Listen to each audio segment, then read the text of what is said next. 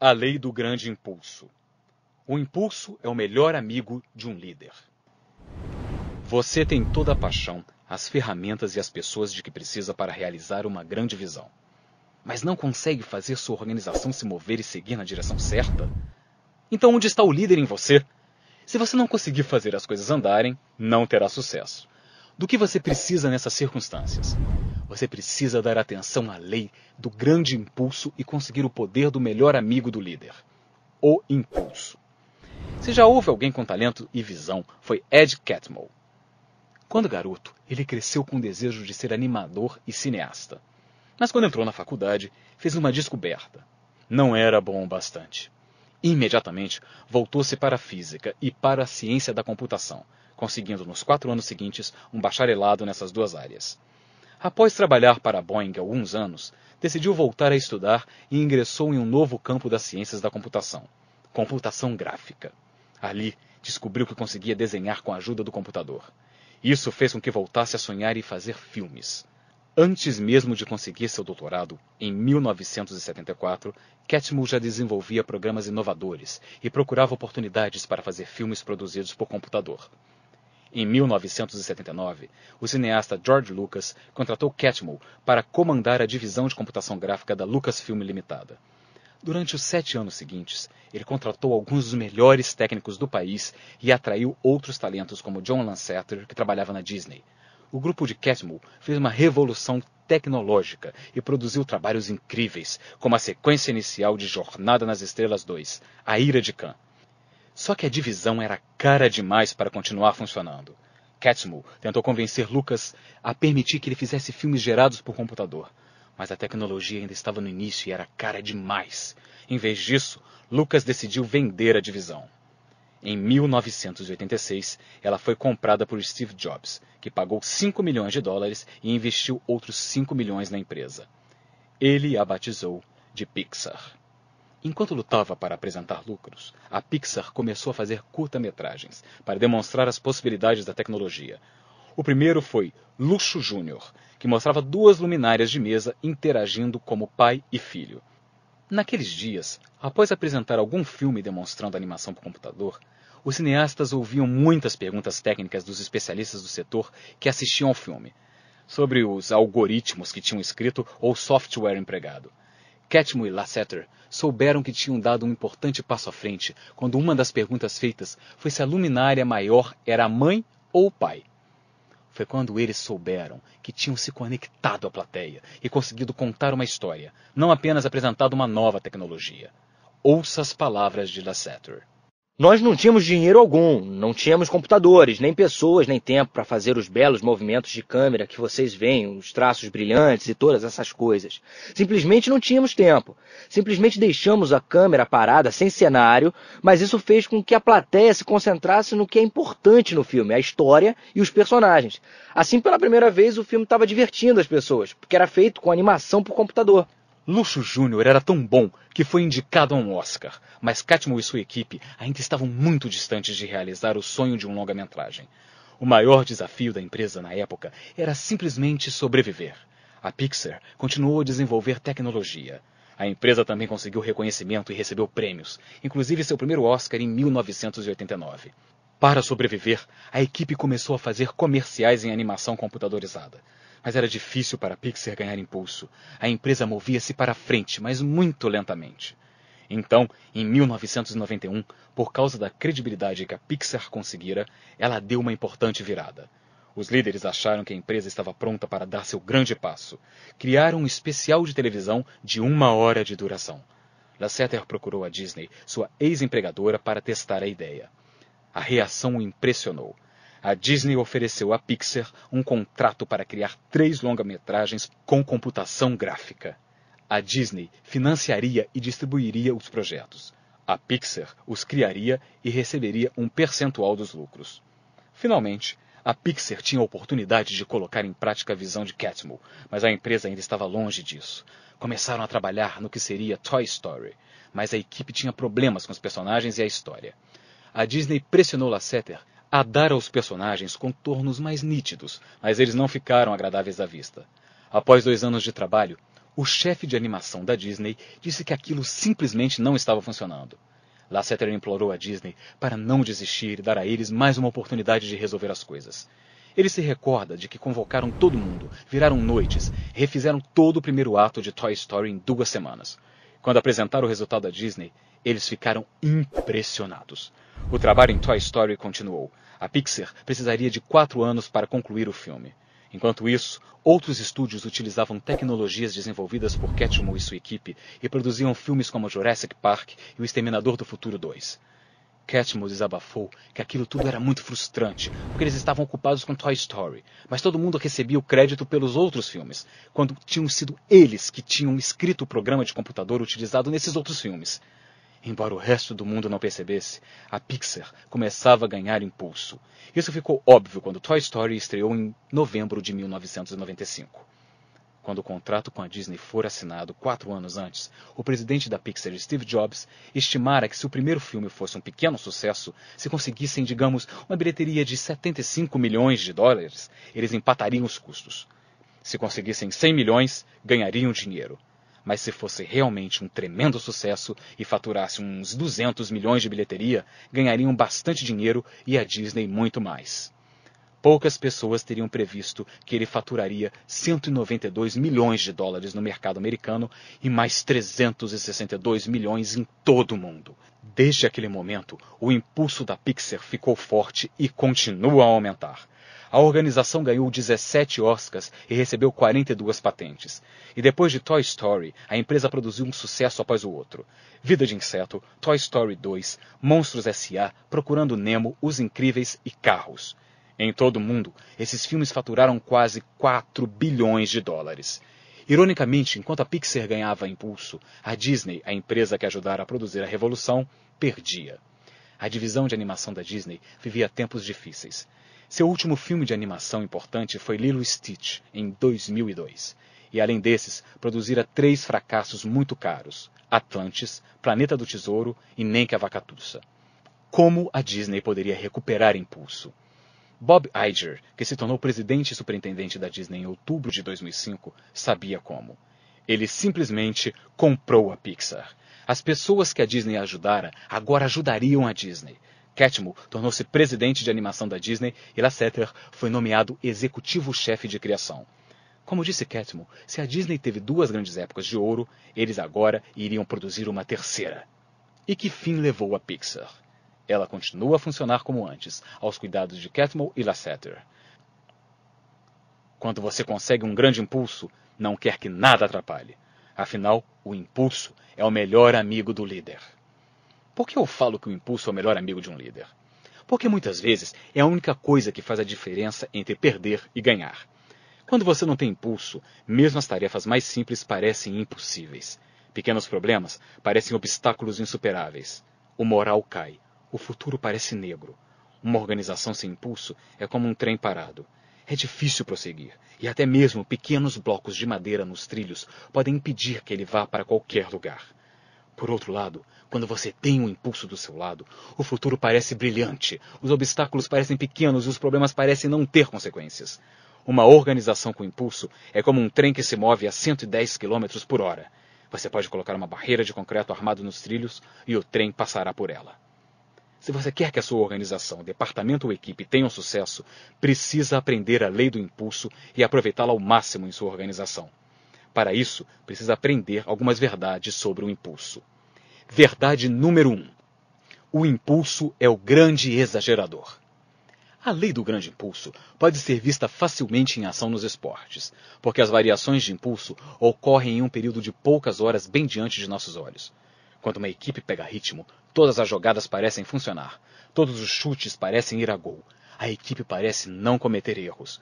O oposto também é verdade. Quando um time tem uma queda, não importa o quanto você é duro ou quantas soluções experimente, nada parece funcionar.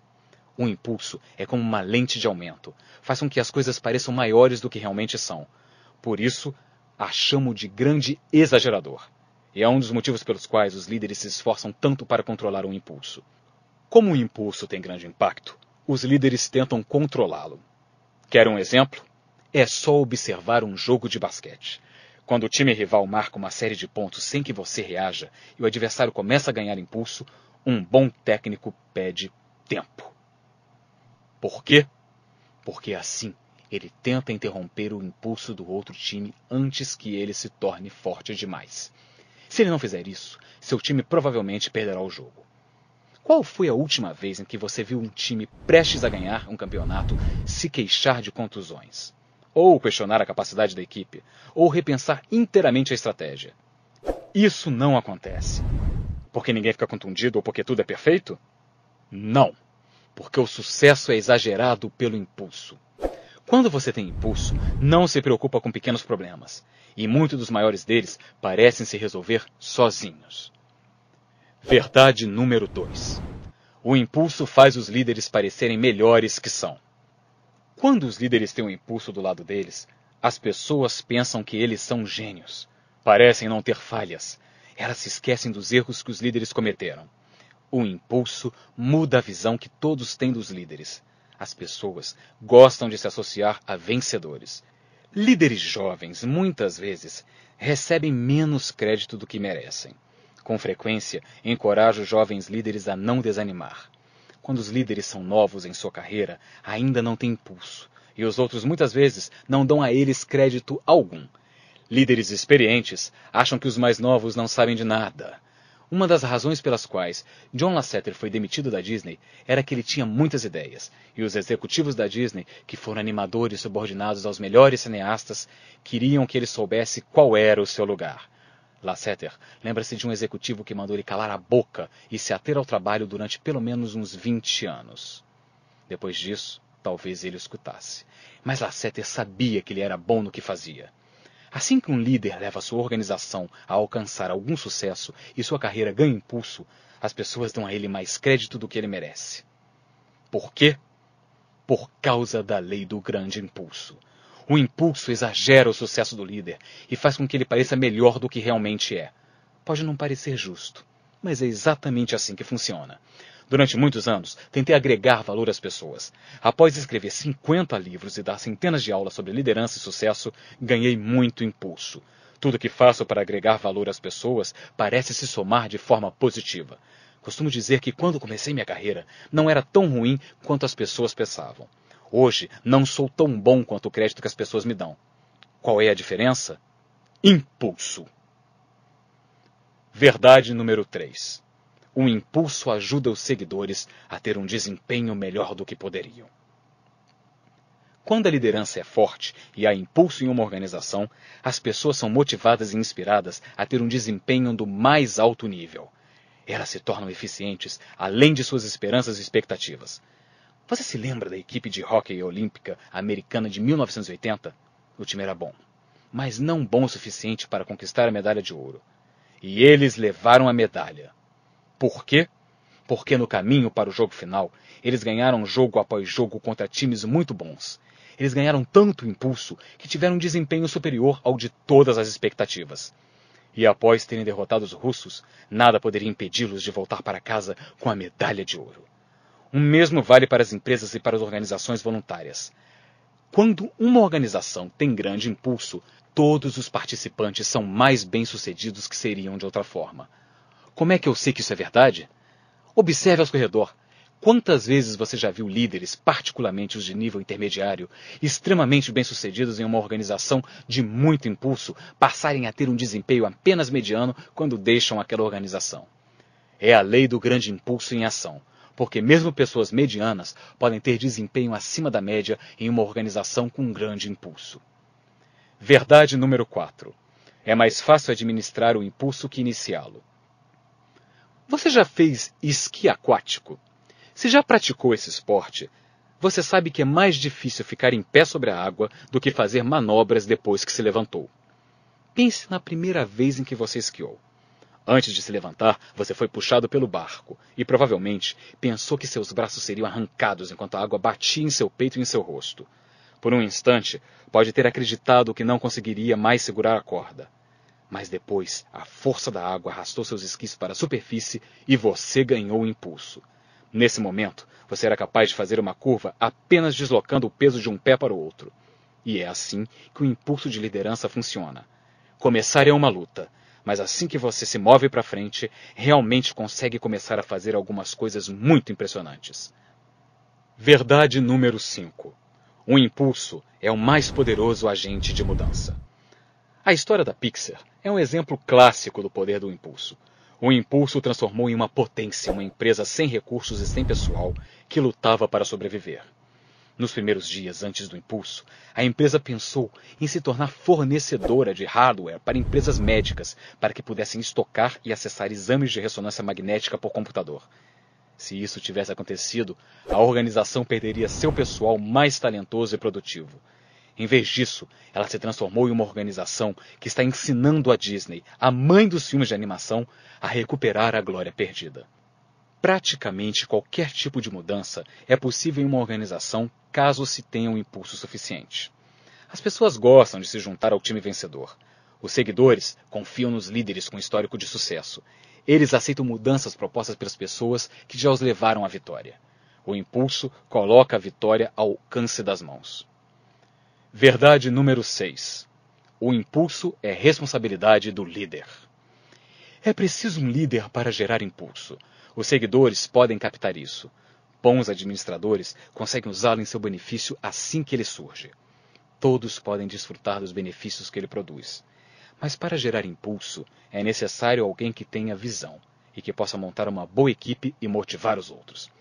Se o líder está à procura de alguém que o motive, então a organização enfrenta problemas. Se o líder espera que a organização ganhe impulso sozinha, então a organização enfrenta problemas. É responsabilidade do líder gerar impulso e sustentá-lo. Certa vez, Harry Truman, presidente dos Estados Unidos, disse que se você não consegue suportar o calor, é melhor sair da cozinha. No caso dos líderes, a afirmação deveria ser: se você não consegue produzir calor, é melhor sair da cozinha. Verdade número 7. O impulso começa no interior do líder. O impulso começa no interior de cada líder. Ele começa com a visão, a paixão, o entusiasmo. Começa com energia. Eleanor Dowan, autora de livros de inspiração, observou que você não pode acender um fogo em outro coração se ele já não estiver queimando no seu. Se você não acreditar na visão e não buscá-la com entusiasmo, fazendo todo o possível para torná-la real, então não começará a ter os pequenos ganhos necessários para manter a bola em movimento.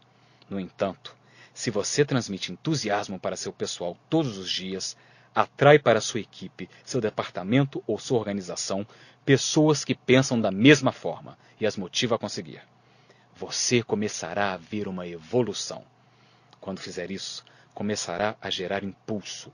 E se você for sábio, considerará o impulso o que ele realmente é: o melhor amigo de um líder. Assim que conseguir um impulso, poderá fazer praticamente tudo. Esse é o poder do grande impulso. De todos os líderes que conheci, aqueles que ficam mais frustrados são os que tentam progredir e gerar impulso em organizações burocráticas. Nessas organizações, as pessoas muitas vezes apenas marcam passo. Elas desistiram de progredir e, portanto, não querem mudanças ou não acreditam que isso seja possível. Há vários anos, assisti a um filme intitulado O Preço do Desafio, que retrata a desesperança que muitas pessoas sentem em uma organização sem impulso. Você viu esse filme? É sobre um personagem real, um professor chamado Jamie Escalante, que trabalhava na Garfield High School, no leste de Los Angeles. Ensinar, motivar e liderar estavam no sangue de Jamie Escalante desde sua juventude na Bolívia, sua terra natal. Ele logo ficou conhecido como o melhor professor de sua cidade. Aos 30 anos de idade, emigrou com a família para os Estados Unidos. Trabalhou muitos anos em um restaurante e depois na Russell Electronics. Embora pudesse ter seguido uma carreira promissora na Russell, voltou a estudar e conseguiu um segundo bacharelado, de modo a poder lecionar nos Estados Unidos. Seu grande desejo era fazer diferença na vida das pessoas. Aos 43 anos de idade, foi contratado pela Garfield High School para lecionar ciências da computação. Mas ao chegar a Garfield, no primeiro dia de aula, descobriu que não havia verbas para os computadores. E como sua formação era em matemática, ele lecionaria matemática básica. Desapontado, foi procurar sua primeira turma, esperando que seu sonho de fazer diferença não lhe escapasse. A mudança de computação para matemática revelou-se o menor dos problemas que Escalante enfrentaria. A escola, que estivera vazia e silenciosa durante sua entrevista no verão, agora estava um caos. Não havia disciplina. Parecia que as brigas pipocavam por todos os cantos. Havia lixo e pichações em toda parte. Os alunos, e mesmo as pessoas da vizinhança não matriculadas, percorriam o campus o dia inteiro. As atividades das gangues eram explícitas e desmedidas. Aquela escola era o pior pesadelo de um professor. Quase todos os dias ele pensava em pedir demissão. Mas sua paixão pelo ensino e sua dedicação à melhoria da vida de seus alunos não permitiam que ele desistisse. Ao mesmo tempo, Escalante era suficientemente líder para saber que os alunos estariam condenados caso a escola não tomasse outro rumo. Eles precisavam urgentemente de algo que os impulsionasse para frente. Quando um novo diretor assumiu, as coisas começaram a mudar para melhor. Mas Escalante queria ir ainda mais longe. Ele acreditava que a melhor forma de melhorar a escola era desafiar os melhores e mais brilhantes alunos a formar uma turma para estudar cálculo, preparando-os para os testes de estudos avançados que garantissem créditos universitários. Alguns testes em espanhol já tinham sido feitos no campus. Às vezes, um aluno tentava um teste em física ou história, mas o problema era que a escola não tinha um líder de visão que assumisse a causa. Foi quando Escalante entrou em ação. No outono de 1978, Escalante organizou a primeira turma de cálculo, investigando todos os possíveis candidatos que pudessem fazer o curso em toda a população de 3.500 alunos daquela escola. Ele só conseguiu 14 alunos. Nas primeiras aulas, ele apresentou o que seria necessário para que eles se preparassem para os testes de cálculo no final do ano. No final da segunda semana, ele tinha perdido 7 alunos. Mesmo os que permaneceram não estavam bem preparados na matéria. E no final da primavera, sua turma estava reduzida a 5 alunos. Todos fizeram o teste em maio, mas apenas 2 foram aprovados. Escalante ficou desapontado, mas se recusou a desistir, principalmente porque fizera progressos. Ele sabia que se pudesse ajudar seus alunos a conseguir algumas vitórias, aumentar a confiança deles e dar-lhes esperança, poderia ajudá-los a progredir. Ele estava determinado a fazer o que fosse necessário. Para motivá-los, ele passava mais deveres de casa ou desafiava um dos atletas da escola para uma partida de handebol. Escalante nunca perdeu.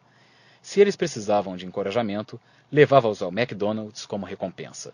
Se ficavam preguiçosos, Escalante inspirava, impressionava, divertia e até mesmo os intimidava.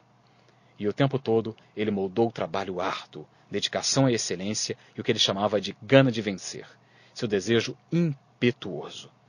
No outono seguinte, Escalante montou outra turma de cálculo, dessa vez com 9 alunos. No final do ano, 8 fizeram o teste e 6 foram aprovados. Ele fazia progressos. A notícia do seu sucesso se espalhou. Os alunos ouviram que os protegidos de Escalante estavam conseguindo créditos universitários, e no outono de 1980, sua turma de cálculo tinha 15 pessoas. Quando fizeram o teste no final do ano, 14 alunos foram aprovados. Os avanços não eram gigantescos, mas Escalante podia ver o seu programa ganhando impulso. O grupo seguinte de alunos, composto de 18, foi o tema do filme O Preço do Desafio. Como seus antecessores, eles trabalharam de forma árdua para aprender cálculo, e muitos chegavam à escola todos os dias às 7 horas da manhã, 1 hora antes do início das aulas, e com frequência ficavam até às 5, 6 ou 7 horas da noite. Embora o serviço de testes educacionais tivesse questionado a validade do primeiro teste a que os alunos foram submetidos, e eles fossem obrigados a fazer um segundo, 100% dos alunos de Escalante foram aprovados. Depois disso, o programa de matemática explodiu. Em 1983, o número de alunos aprovados no exame de cálculo para estudos avançados quase dobrou, de 18 para 31. No ano seguinte, dobrou novamente, e o número de alunos chegou a 63, e continuou a crescer. Em 1987, 129 alunos fizeram o teste e 85 deles receberam créditos universitários. A Garfield High School, do leste de Los Angeles, que já fora considerada um dos piores lugares para se estudar, produziu 27% de todas as aprovações em testes de cálculo feitos por americanos de origem mexicana em todos os Estados Unidos. Os benefícios da lei do grande impulso foram sentidos por todos os alunos da Garfield High School. A escola começou a oferecer cursos para preparar os alunos para outros exames de estudos avançados. Após algum tempo, a Garfield tinha turmas regulares de espanhol, cálculo, história, biologia, física, francês, ciências sociais e ciências da computação. Em 1987, 9 anos após Escalante iniciar o programa, os alunos da Garfield fizeram mais de 325 exames para estudos avançados. E o mais incrível, Garfield tinha uma lista de espera de mais de 400 alunos de região fora dos seus limites, que queriam se matricular ali. A escola, que antes fora a piada do distrito e que quase perdera sua licença, tornara-se uma das 3 melhores escolas urbanas em áreas menos privilegiadas de todo o país. Esse é o poder da lei do grande impulso. Conforme prometi, incluí alguns questionamentos no fim de cada faixa para ajudá-lo a aplicar cada lei à sua vida. Não queime etapas. Só passe para a próxima faixa depois de refletir sobre as questões. Considere-as como experiência de aprendizado. Como aplicar a lei do grande impulso à sua vida? O impulso surge no interior do líder e se espalha a partir daí. Você assumiu a responsabilidade pelo impulso na área em que você é o líder? Você é apaixonado pela sua visão? Demonstra entusiasmo o tempo todo? Trabalha para motivar os outros, mesmo quando não se sente tão motivado? Você precisa moldar a postura e a ética de trabalho que gostaria de ver nos outros. Isso, muitas vezes, exige algo que chamam de liderança de caráter. A motivação é um elemento fundamental para a geração de impulso. O primeiro passo para criar motivação é eliminar da organização os elementos que a deixam desmotivada. O que em sua área de responsabilidade leva as pessoas a perder a paixão e o entusiasmo? Como você pode eliminar, ou pelo menos minimizar esses fatores? Assim que tiver feito isso, poderá dar o passo seguinte: identificar e colocar em ação elementos específicos que motivem seus seguidores. Para estimular impulso, você precisa ajudar seu pessoal a festejar suas realizações. Transforme em hábito homenagear as pessoas que passem a bola para frente. Você deve não só continuar a elogiar o esforço, mas também recompensar as realizações. Quanto mais você recompensar o sucesso, mais as pessoas lutarão por ele. Bom, meu irmão, se você chegou até aqui nesse vídeo, eu quero te fazer uma pergunta. Alguma vez você já foi convidado para pregar e você ficou perdido sem saber como se preparar, como preparar o seu sermão? Ou de repente você até escolheu o texto, você orou, né? E escolheu o texto, mas depois, quando você ficou diante do papel, você ficou travado, sem conseguir ali desenvolver e organizar as ideias para te ajudar no momento que você estivesse na frente da igreja para entregar o seu sermão? Se alguma vez já aconteceu isso com você, eu quero convidar você a participar do meu curso chamado Curso Cartilha do Pregador. É um treinamento online para capacitar você, para te oferecer ferramentas para a construção do seu sermão ou do seu estudo bíblico. E não só isso, não. Você vai aprender essas ferramentas e você vai aprender a como apresentar o seu sermão com muito mais desenvoltura para os seus ouvintes. Se você também se interessa por isso e você quer se aperfeiçoar para realizar o seu ministério com ainda mais excelência, clica no link abaixo desse vídeo aqui na descrição e eu te vejo na nossa primeira aula. Um grande abraço e que Deus te abençoe.